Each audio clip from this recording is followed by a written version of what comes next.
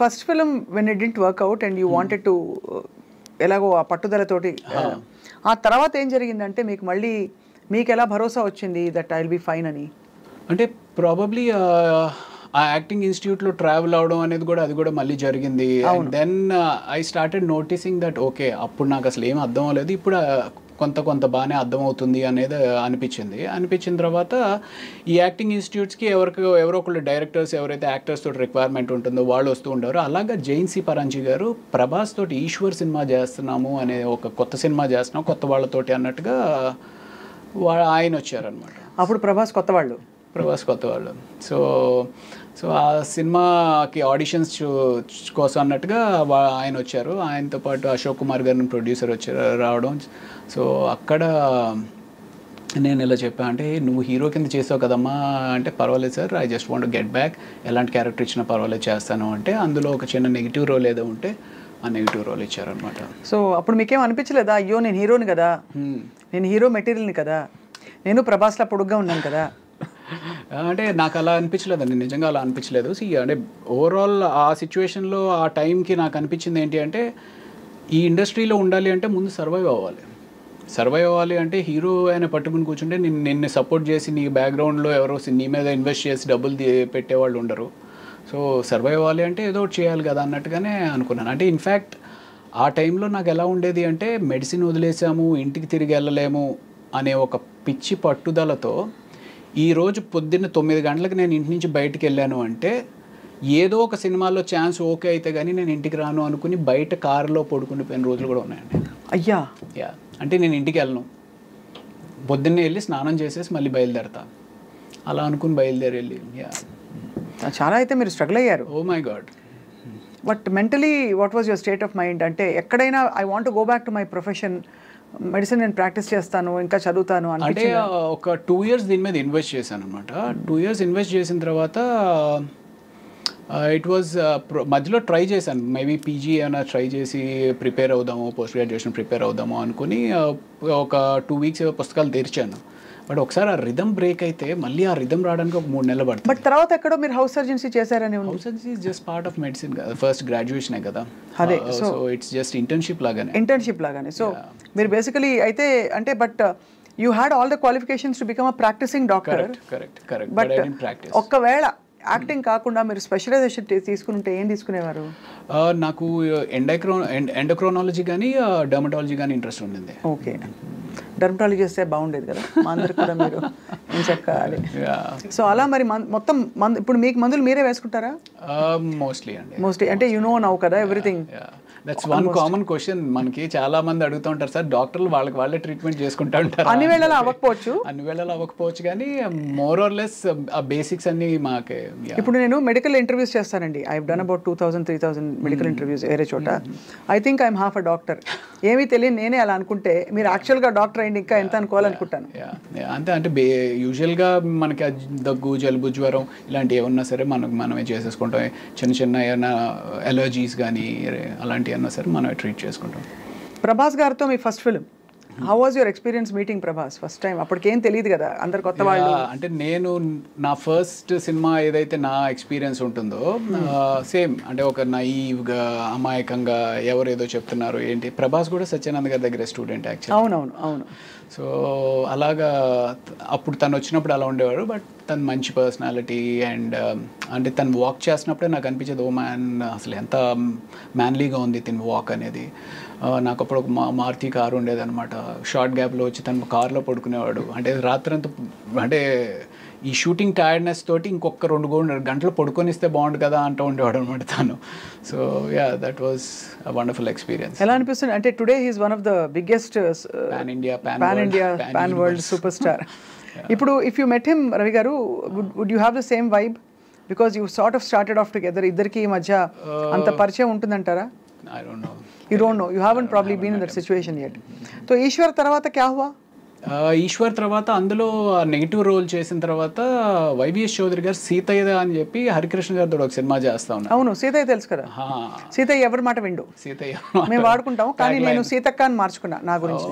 Okay. So ఆ సినిమాలో ఒక సిమిలర్ నెగిటివ్ రోలే బట్ ఆ నెగిటివ్ రోల్తో పాటు ఒక వండర్ఫుల్ సాంగ్ అండి, కీరవాణి గారు కంపోజ్ చేసిన సాంగ్, ఆదిశంకర్లో సౌందర్య లహరి అని చెప్పి ఒక సాంగ్. ఆ సినిమా దట్ హ్యాపెండ్.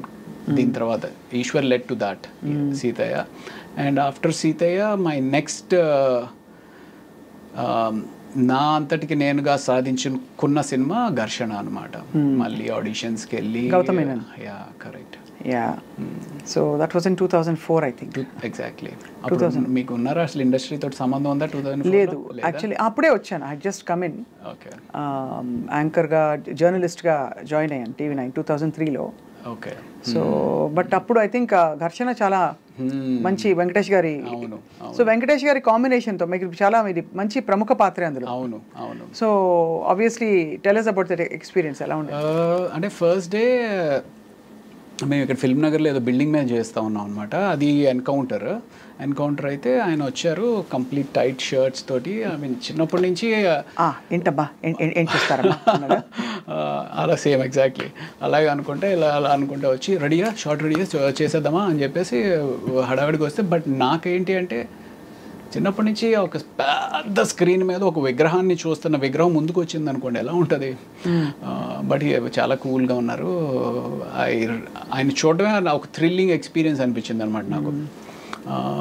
దెన్ నాకు అది that was the first day. అక్కడి నుంచి రోజు షూట్ చేస్తూ ఉన్నాము. అండ్ దెన్ శ్రీలంక వెళ్ళి ఆ ఎపిసోడ్ చేసాము. ఆ శ్రీలంకలో బోట్ మునిగిపోయింది. మేము యాక్చువల్లీ ఏదైతే ఆ హౌస్ ఉంటుంది, if you remember that movie, ఆ హౌస్ ఉంటుంది వెంకటేష్ గారు ఆ సీన్ హీరోయిన్ది ఒక హౌస్ ఉంటుంది అనమాట. ఆ హౌస్కి ఒక బోట్లో ఒడ్డు నుంచి ఆ ఇంటికి వెళ్ళి అక్కడ షూటింగ్ చేసుకుని మళ్ళీ ప్యాకప్ తర్వాత ఇటు వచ్చేయాలి.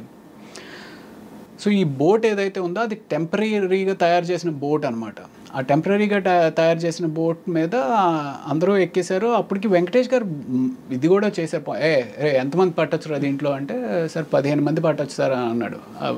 15 మంది ఎంతమంది ఉన్నాం, మనం ఎంతమంది ఉన్నామంటే, సార్ 16 మంది ఉన్నామండి, ఇంకో 4 దింపేశానండి ఎక్కువ ఉంటాయి అని చెప్పేసి అతను అన్నాడు. సో బోట్ స్టార్ట్ అయింది. బోట్ స్టార్ట్ అయితే కరెక్ట్గా వెంకటేష్ గారు ఆ సీన్ మాట్లాడుకుంటూ ఉన్నారు. ఏంటి మీరు శివమణి అనే సినిమాకి థాయిలాండ్లో ఏదో బోట్ ఎక్స్పీరియన్స్ అయిందంట కదా, బోట్ మునిగిపోతుందంట కదా, ఇది ఇలా మాట్లాడుతున్నారు.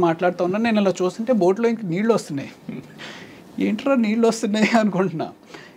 అలా వస్తున్నాయి, అలా స్పీడ్గా ఎక్కువైపోతూ ఉంది. సరే ఇటు వస్తున్నాయి కదా, ఇటు మునిగిపోతుంది కాబట్టి అందరం ఇటు వచ్చేద్దాం అన్నట్టుగా నేను ఇటు వచ్చాను కదా, అది ఆగట్లా. అలాగే నీళ్ళు వచ్చేస్తున్నాయి అని అరుస్తూ ఉన్నాం. ఇంతలో ఇటు వచ్చాము, అది విత్ ఇన్ సెకండ్స్ మొత్తం టాపులు అయిపోయింది. మీరు పడ్డారు? టాపులు అయిపోయింది. బోటు పైన ఎవరు లేరు. బోటు తిరగబడిపోతే మనుషులందరూ బోటు కింద ఉన్నారు. ఏంటి వెంకటేష్ గారు ఆ సీన్ మొత్తం క్రూ, కెమెరామ్యాన్. అయితే అందరికి ఈత వచ్చా అండి? ఎవరికి? ఒక్క కెమెరామ్యాన్ గారికి వచ్చు. క్రిటికల్గా ఇంజ్యూర్ అయ్యి ఒక 3 రోజులు షూటింగ్ అయిపోయింది ఆ కెమెరామ్యాన్ గారి వల్ల. అయ్యా. ఎందుకు అంటే మేమందరూ ఆ బోట్ ఎప్పుడైతే తిరగబడిపోయిందో లక్కీగా ఏంటంటే బోట్ మునగల, తిరగబడిపోయి ఇట్ వాస్ హోల్డింగ్ అనమాట. సో ఎవరికాళ్ళు బోట్ పట్టుకుని నిలబడ్డాం. ఈ కెమెరామ్యాన్ అనే అతను లోపల ఎక్కడో ఆయన షర్ట్ దేనికో హుక్ అయిపోయి ఉంది. సో అందరూ వచ్చారు. ఆ సీన్ వాళ్ళ ఫాదరు, అవును కెమెరామ్యాన్ అంటే అదిగో అక్కడ కాల్ కనపడుతుంది అని చెప్పి పూల్ చేస్తుంటే రావట్లా. మొత్తానికి లాగి పైకి ఎక్కిస్తే ఆయనకి స్పృహ లేకపోయేటప్పటికి CPR చేసి ఆయన మీరు కాపాడారు కదా. అమ్మయ్య, డాక్టర్ చదివినందుకు మీరు అదో తృప్తి నిజంగానే. ఇప్పుడు అయిపోయింది కాబట్టి నవ్వుకుంటున్నామండి. But imagine what could have happened. Was it very deep? ఇది అంటే 30 feet. It was 30 feet. 30 feet చాలండి. మనం ఎంత ఉంటాం, ఎంత కష్టపడినా కూడా 6 గంటలు ఉండం కదా. అంతే, మనకేం పెద్ద డీప్ అవసరం లేదు. ఒక 7 అడుగులు ఉంటే చాలు పోవడానికి.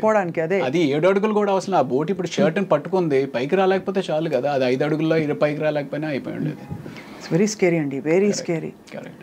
ఆఫ్టర్ దట్ ఏంటి, did you suspend the shoot? లేదు, ఒక 1 day బ్రేక్ ఇచ్చారు. ఆ తర్వాత అప్పుడు డిసైడ్ అయిపోయి ఉంటారు, హర్ షూటింగ్ మే ఏక్ డాక్టర్ హోనా చాహియే అని. ప్రాబబ్లీ అలాంటి ఎక్స్పీరియన్స్ ఇంకొకసారి కూడా అయింది. బట్ కాదు, ఆయనకు CPR చేశారా మీరు? నేను చేయలేదు. ఆ అసిస్టెంట్ కెమెరామ్యాన్ ఒక అతను ఉన్నాడు, అతను చేశాడు. మీరు డాక్టర్ కదా. అంటే నేను అప్పటికి ఇంకా పైకి రాలా. నేను ఇంకా ఇదే ఉన్నాను. అతన్ని తీసుకొచ్చి చేస్తున్న టైంలో ఆయన అన్కాన్షియస్ అయిన వ్యక్తి మళ్ళీ కాన్షియస్ అయిన తర్వాత సడన్గా భయపడిపోయి ఆ అసిస్టెంట్ కెమెరామ్యాన్ లిప్ ఏదైతే ఉందో ఆయన దాన్ని పట్టుకుని కొరికేశారు. అంటే ఆయన ఈ అసిస్టెంట్ కెమెరామ్యాన్ ఇంజ్యూర్ అయ్యాడు ఈయన కన్నా. ఆయన లిప్ కొరికేశారా? అంటే తెలియదు అంటే సడన్గా ఒక షాక్లోకి వెళ్ళిపోయి ఆ షాక్ నుంచి బయటకు వచ్చేటప్పటికి ఆయనకి ఏం అర్థం అవ్వలేదు అనుకుంటా, బట్ మనం కొరికేసి అలా గట్టిగా పడేసుకున్నారు. అలా అవుతుందండి? అవుతుంది. నియర్ డెత్ కదా. నియర్ డెత్ ఎక్స్పీరియన్స్ అయినప్పుడు you can go into a trauma or shock and do something like this. బాబోయ్. సో అది అసలు స్కేరీ, వెరీ వెరీ స్కేరీ అండి. ఆ రోజు I don't know how you all resumed your shooting. ఎలా continue అయింది ఆ ఇంట్లో? ఆ రోజు అవ్వలేదు, నెక్స్ట్ డే గ్యాప్ ఇచ్చి ఆయన కంప్లీట్గా రికవర్ అయిన తర్వాత, కెమెరామెన్ రాజశేఖర్ గారు ఆయన పేరు, రాజశేఖర్ గారు రికవర్ అయిన తర్వాత ఆ తర్వాత రోజు నుంచి మామూలు యాజ్ ఇట్ ఈస్. దెబ్బతో ఇంకా అసలు థాయిలాండ్ వద్దు, షూటింగ్ వద్దు, శ్రీలంక అదే శ్రీలంక వద్దు, షూటింగ్ వద్దు, బోట్ వద్దు అనుకుంటారు ఎవరైనా అనుకుంటారు. బట్ నిజంగా ఇవన్నీ అసలు చెప్పలేమండి ఎప్పుడు ఏం జరుగుతుందో. సో ఆ తర్వాత అఫ్ కోర్స్ మీరు మళ్ళీ ఇంకో సంఘటన ఉందని చెప్పారు. ఇంకోటి ఈ మధ్య అమ్మమ్మ గారి ఇల్లు అని చెప్పి ఇక్కడ రామోజీ ఫిలిం సిటీలో షూటింగ్ చేస్తూ ఉన్నాం అనమాట. ఆయన చిరంజీవి అని చెప్పి ప్రొడక్షన్ అతను అసలు ఎంత బాగా పలకరిస్తాడంటే అండి, నేను ఆమె గాడ్ ఇప్పుడు తలుచుకున్నా సరే నాకు ఏడుపు వచ్చేస్తా. సార్ కొంచెం కాఫీ తీసుకొస్తాను సార్ కొంచెం అని చెప్పి అలా తీసుకొచ్చి ప్రేమగా సర్వ్ చేయడం అనమాట. భోజనం చేస్తాను, సార్ ఈ కూర ఉందండి అద్దరిపోయింది కొంచెం వేసుకోండి సార్ కొంచెం, అంత ప్రేమగా ఉండేవారండి. ప్లస్ అమ్మమ్మ గారి ఇల్లు అనేది మేము ఆల్మోస్ట్ అప్పటికి ఒక 20 days ఏదో చేస్తూ ఉన్నాము. అందరి మధ్య ఒక బాండింగ్ వచ్చేసింది. ఆయన ఇలాగ మాకు సర్వ్ చేస్తూ ఉన్నాడు, సర్వ్ చేస్తా కూడా అన్కాన్షియస్ అయిపోయాడు. అన్కాన్షియస్ అయిపోతే ఇదేంటి ఇలా అన్కాన్షియస్ అయిపోయాడని చెప్పి నేను వెళ్ళి పరిగెత్తుకుని చూస్తున్న అతనికి చెయ్యి ట్విస్ట్ అయిపోతుంది. వెంటనే నేను పట్టుకున్నాను, కానీ ముందు పడుకోబెడదాము అంటే సడన్గా లో బీపీ కానీ ఏదైనా అయిందని చెప్పి కింద పడుకోబెట్టాం. ఇంతలో 108కి ఫోన్ చేసాం, కానీ ఏమైందండి? సింకోప్ కాదు, ఆయనకి ఇది బ్లడ్ హెమరేజ్ అయింది. Oh my God. అదే బ్రెయిన్ హెమరేజ్. Very scary. ఇప్పుడు విపరీతంగా చాలా అంటే I couldn't control myself, విపరీతంగా ఏడుపు వచ్చింది. అంటే కళ్ళ ముందు అలా మనిషి చచ్చిపోవడం అనేది దట్ వాజ్ జరిగినాయి. కానీ హాస్పిటల్లో కూడా దిస్ వాజ్ లైక్ అంత దగ్గరగా ఉన్న వ్యక్తి. But what ever it is, అంటే ఒక ఈవెంట్ఫుల్ లైఫ్ ఇది ఇలా చూస్తే మీరు.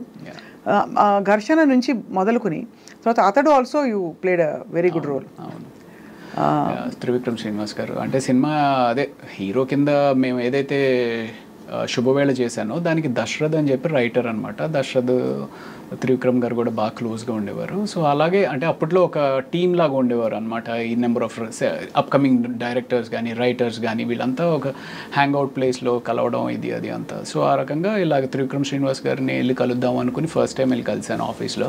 సార్ ఇలాగ తెలుసు కదండి, I want to get back again, ఏమైనా ఉంటే చెప్పండి సార్ అంటే అసలు ఎంత నవ్వుతో పలకరిస్తారండి త్రివిక్రమ్. ఎప్పుడైనా మాట్లాడి కలిసారా మీరు?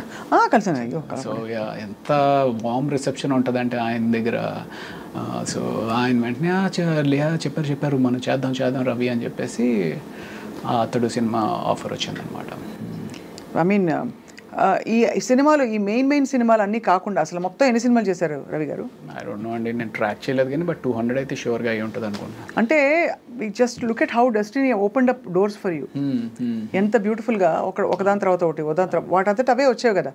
కొంచెం మీ ప్రయత్నం అక్కడక్కడ ఉన్నా కూడా ఇనిషియల్గా, కానీ తర్వాత అస్సలు నేను నా ప్రయత్నం లోపమే జరుగుతుందేమో అనిపిస్తుంది అప్పుడప్పుడు. అంటే సమ్వేర్ ఈ సినిమా కెరియర్ అనేది స్కిల్ నేర్చుకోవడం ఎంత ఇంపార్టెంటో ఆ స్కిల్లో ఒక భాగమైన మార్కెటింగ్ చేసుకోవడం చాలా ఇంపార్టెంట్. అవును కదా.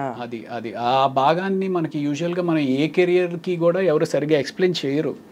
ఏముందిరా నీలో టాలెంట్ ఉంటే నీకే వస్తుంది కదా అని ఒక తప్పుడు ఆలోచనతోటి మనం ఉంటాం అనమాట. లేదా మనం మార్కెట్ చేసుకోకపోతే మనకి డెఫినెట్గా వెనకుండిపోతాం అనేది తెలుసుకుంటే మంచిది.